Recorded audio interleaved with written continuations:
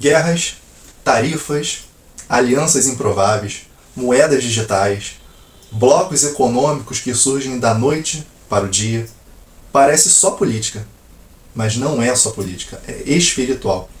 A Bíblia fala de um cálice, o cálice da ira de Deus que transborda quando as nações endurecem o coração. E também fala do cálice da prostituta, a Babilônia, que embriaga reis e os povos com luxúria, idolatria e um poder corrompido. Será que estamos vendo esses cálices se enchendo bem diante dos nossos olhos? Hoje, eu quero te fazer um convite. Eu quero te ajudar a entender como a geopolítica, a economia e Apocalipse se cruzam, para que você também não seja enganado pelo noticiário, mas que entenda tudo pelo filtro da palavra. O que hoje parece estratégia de governos é, na verdade, a plataforma do juízo final. Então, discernir dos sinais vai além do medo. É preparo para o fim dos tempos.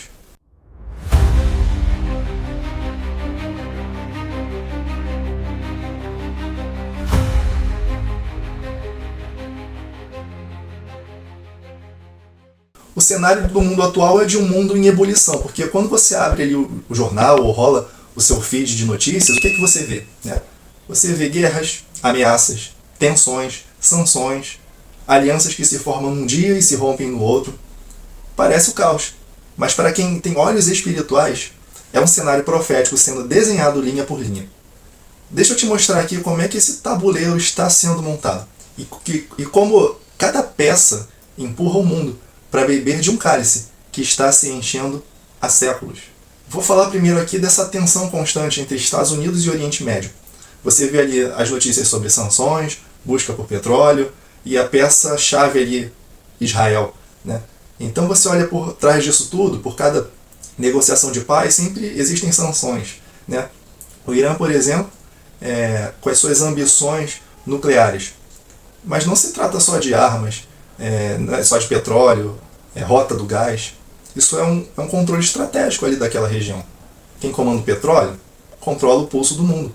E no centro disso tudo, a gente tem a figura de Israel. Um pedaço de terra bem pequeno, mas, como sabemos, com uma grande promessa. Ele é protegido pelos Estados Unidos, não só por diplomacia, mas por uma profecia que não pode falhar. Israel é o relógio profético de Deus. Então cada conflito ali ecoa até os confins da terra. E falando especificamente de Israel, a gente vê ali a guerra entre Hamas, Hezbollah e Israel. É só por território? Não. Isso é um trono espiritual. Quando você vê foguetes ali cruzando o céu entre Israel, não se engane. Aquilo ali não é só disputa pela faixa de Gaza ou por fronteira. É batalha por tronos espirituais. Em cada túnel secreto, em cada ataque aéreo, existe uma guerra invisível, antiga, como as profecias lá de Jeremias, de Isaías e que Ezequiel escreveram. O palco é físico, mas a raiz disso tudo é espiritual. E se a gente avança ali um pouquinho para a Ásia, a gente vê disputas ali entre China e Taiwan, um verdadeiro barril de pólvora ali no Pacífico. A gente vê essa tensão ali da China contra uma localidade muito pequena que é Taiwan, mas é estrategicamente gigantesca, porque Taiwan, não sei se você conhece, ela é líder mundial em produção de chips de alta tecnologia. Os microprocessadores que alimentam de carros a mísseis vêm de Taiwan. Então, se um dia a China avançar sobre Taiwan, e essa ameaça existe, o mundo inteiro vai estremecer por conta dessa questão tecnológica. Por trás disso, controle de informação, como eu falei da tecnologia, cadeias de suprimento, e parece que é só economia, Mas isso é um controle profético do fluxo de poder no mundo, porque a tecnologia está totalmente interligada ao poder. Vamos adiante, falando agora da guerra da Ucrânia, o realinhamento de potências. A guerra da Ucrânia não é só Ucrânia versus Rússia. Ela envolve Estados Unidos, OTAN, Europa.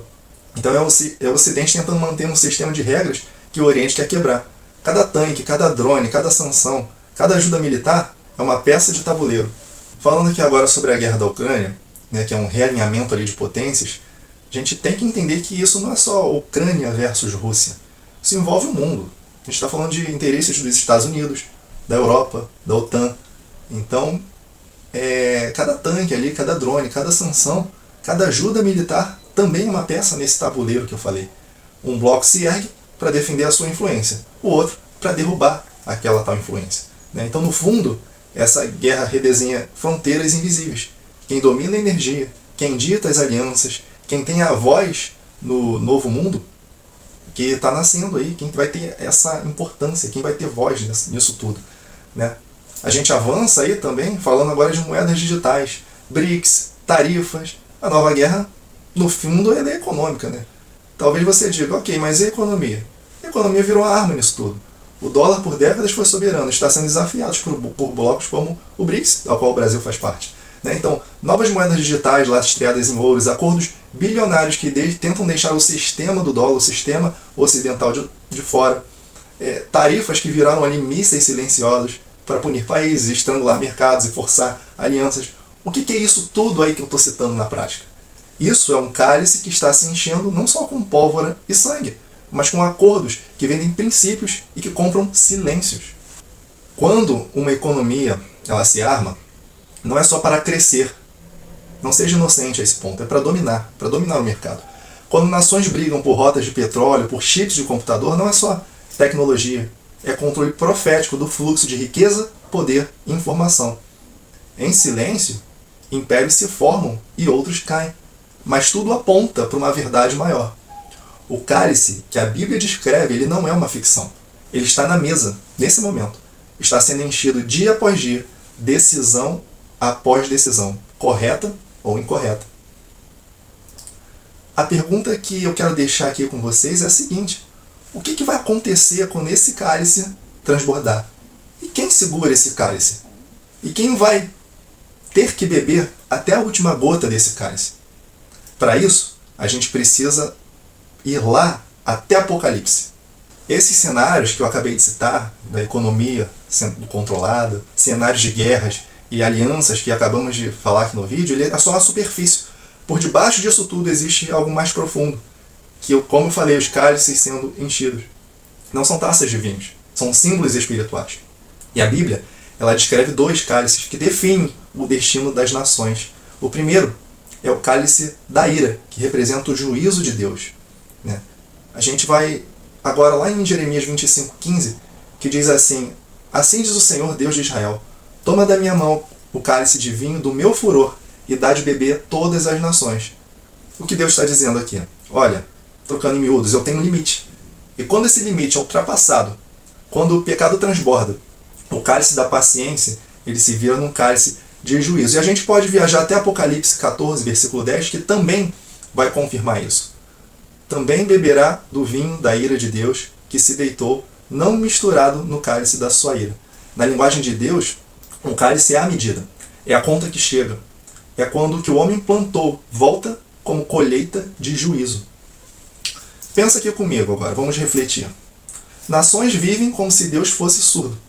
Erguem torres de poder, acumulam armas, pisam em princípios eternos, chamam o mal de bem, e cada decreto, cada lei injusta, cada pacto sujo é uma gota que pinga nesse cálice. E um dia ele transborda. E quando transborda, não há diplomacia que segure o juízo de Deus. Um outro cálice que a gente vê aqui na Bíblia também é o cálice da prostituta. É o sistema que embriaga. Né? Então a gente não tem só o cálice da ira, do furor. A gente tem esse outro cálice também. Apocalipse, lá no capítulo 17, versículo 4, descreve dessa maneira: a mulher estava vestida de púrpura escarlata, adornada de ouro, pedras preciosas e pérolas, tendo na mão um cálice de ouro cheio das abominações e da imundícia da sua prostituição. O que é essa mulher? Essa mulher pode muito bem ser um sistema, um império religioso, político e econômico. Pode ser uma igreja deturpada, reis, governantes, comerciantes. Ela faz o mundo se embriagar com luxúria, idolatria e riqueza injusta. E aí, se a gente avançar mais um pouquinho, olha o que Deus diz lá em Apocalipse 18, no versículo 6. No cálice em que vos deu de beber, dar-lhe-ei a beber em dobro. Ou seja, o mesmo cálice que seduz, ele vira sentença. O veneno volta para quem espalhou.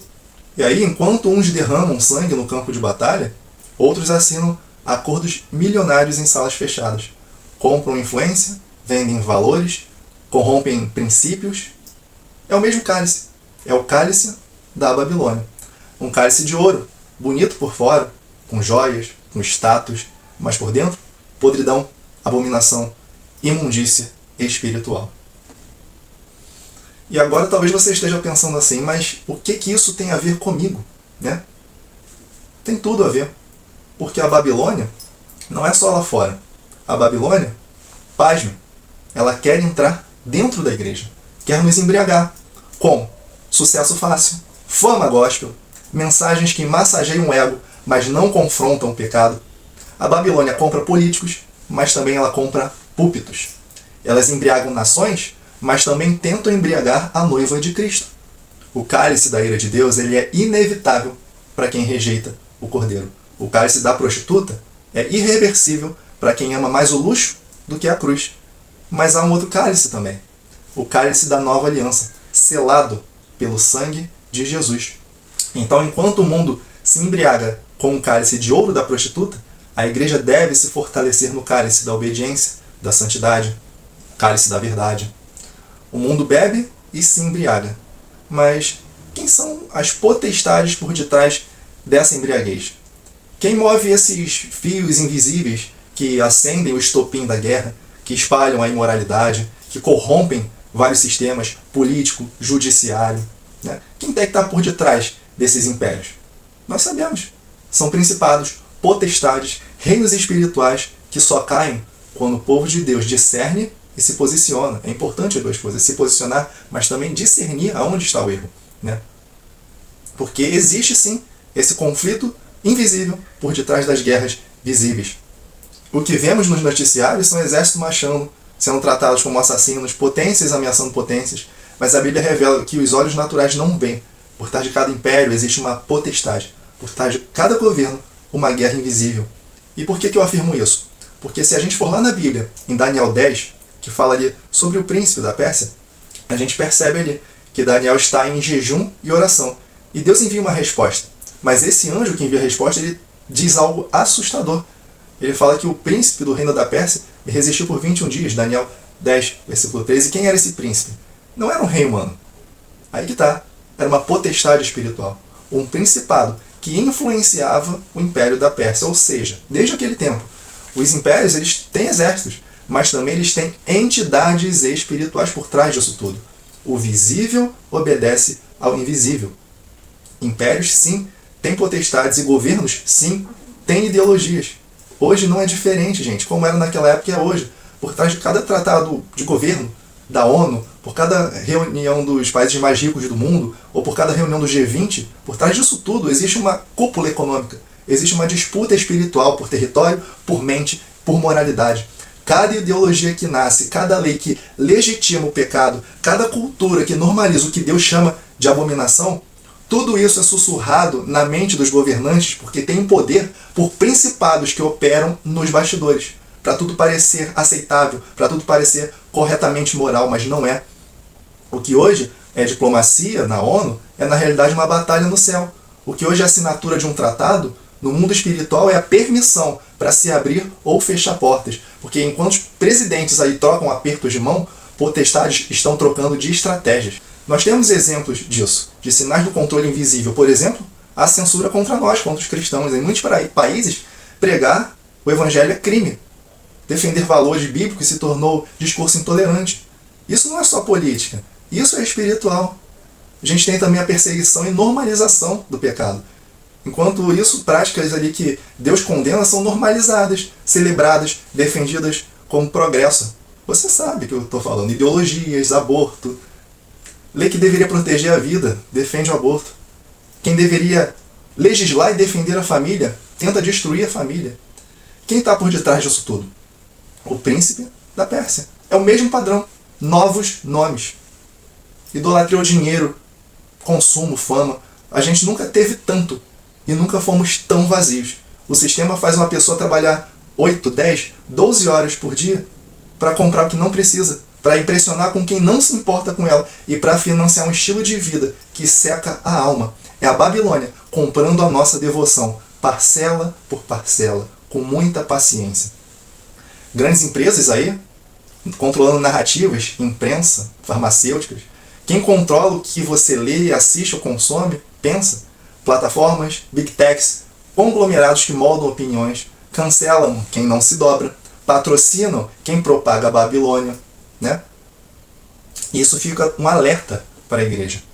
Se tudo isso está acontecendo, você tem que perceber. Você não pode viver iludido. Mas depois disso tudo, o que sobra para mim e para você? Né? A mesma lição de Daniel. Ele jejuou, orou e não se vendeu. Não se misturou. Ele entendeu que as batalhas na terra se vencem primeiro no céu. Enquanto políticos negociam acordos, a igreja precisa negociar joelhos no chão. Enquanto impérios escrevem leis, a igreja precisa escrever testemunhos vivos. Enquanto potestades tentam calar a voz profética, nós levantamos altares de santidade. E nessa guerra invisível que nós estamos vivendo, eu, você, cada cristão é um embaixador do reino. Cada oração sincera é como uma flecha contra esses principados. Cada escolha santa é uma muralha que impede a Babilônia de invadir o seu lar. Você não é só um espectador dessa guerra. Você é um soldado nessa guerra. E aí como é que a gente pode, discernir tudo isso? Separar o santo do profano. Como não cair na armadilha desse cálice de ouro, desse cálice da Babilônia? A resposta é na maturidade espiritual. Porque a gente pode sim aprender a discernir o santo do profano. E principalmente, a igreja precisa discernir isso. Porque você já percebeu, até agora o que eu falei aqui, até agora o que nós vimos, foi um mundo em guerra. Um sistema que seduz e principados que manipulam. Mas deixa eu te lembrar de algo poderoso. A igreja não deve ser essa plateia. A igreja é a luz no meio de todo esse teatro articulado. E ela precisa continuar sendo luz. A igreja precisa discernir. Hebreus 5,14 fala discernir o bem do mal. A Bíblia é clara. Mas o alimento sólido é só para adultos. Pela prática que tem dos sentidos exercitados para discernir o bem do mal. Ou seja, o que o autor aos Hebreus está falando aqui? Discernimento, ele não é automático. Ele é treinado. O discernimento não é dom de profeta famoso. O discernimento ele é obrigação de crente maduro. O discernimento ele não vai nascer nas manchetes aí do jornal. Ele nasce com o joelho dobrado e com uma mente lavada, renovada pela palavra. Mateus 24 fala de guerras e rumores de guerra. E eles não podem nos paralisar, porque Jesus já avisou. Porque quando a gente ouvir sobre isso, nós não devemos nos assustar. Está lá em Mateus 24, versículo 6. E por quê? Por que Jesus falou isso? Porque ele sabe que o pânico, o medo, ele nos paralisa. Mas o discernimento, mesmo no meio de tudo isso que vai acontecer, esse discernimento pode nos posicionar. Quem tem discernimento não é manipulado pela propaganda do medo, não se distrai com teorias de conspiração, não corre para a Babilônia em busca da segurança que só o reino pode oferecer. Então, enquanto o mundo bebe desse cálice da prostituta, esse cálice que embriaga com luxúria, corrupção, doutrinas falsas, status e fama, a igreja bebe de outro cálice. É o cálice da nova aliança, do sangue de Cristo, de santidade, de verdade. Agora vamos fazer uma ilustração aqui. Vamos supor que aí diante de você tem uma mesa e nessa mesa você tem dois cálices. Um é polido, brilhante, cheio de promessas e aplaudido por quem ama o sistema. Esse é o cálice da prostituta, que seduz, mas cobra a cara. E do outro lado, você tem um cálice, que é o cálice do cordeiro, que ele não tem ouro, mas ele tem o sangue do cordeiro. Ele não seduz e ele vai te purificar. Esse cálice, ele te liberta. Ou seja, dois cálices. Qual que você escolhe? O que aparentemente é mais bonito ou o que é transformador? Então, discernir é escolher entre esses dois cálices todo dia. Discernir é dizer não ao cálice incorreto, quando todo mundo vai aprovar e vai falar sim para ele. Discernir é viver de Bíblia e não da manchete. É preferir perder os aplausos dos homens para manter um aplauso no céu. E eu sei, tá? Discernir dói, porque discernir vai te isolar, vai te custar caro, mas quem discerne permanece de pé quando a Babilônia cair, porque a Babilônia vai cair. Quem discerne não bebe do cálice da prostituta, mas celebra o banquete do cordeiro. E a pergunta final é, e aí? Qual cálice você vai segurar? De qual cálice você vai beber? Para escolher o cálice certo não basta saber que ele é certo, é preciso agir. Então, vamos aplicar isso nas nossas vidas antes que seja tarde. Você é parte de um reino que não se curva à Babilônia. Porque enquanto reis, presidentes, governantes brigam por tarifas, você planta semente eternas. Enquanto potências entram em guerra, disputam territórios, a sua conquista é corações para Cristo. O cálice da prostituta ele seduz, mas ele cobra caro. O cálice da ira derrama juízo, mas há livramento para quem se esconde no sangue do Cordeiro. Êxodo 12, sangue nos umbrais da porta. Purifique seu altar. Não misture a sua fé com o sistema.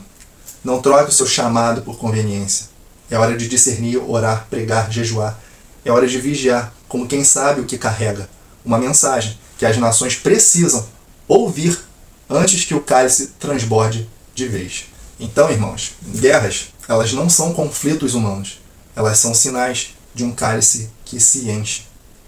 As nações se embriagam com o vinho da Babilônia, mas o Cordeiro ele nos chama à santidade. Discernimento é sobrevivência. E ignorar esse discernimento é um perigo que a gente corre.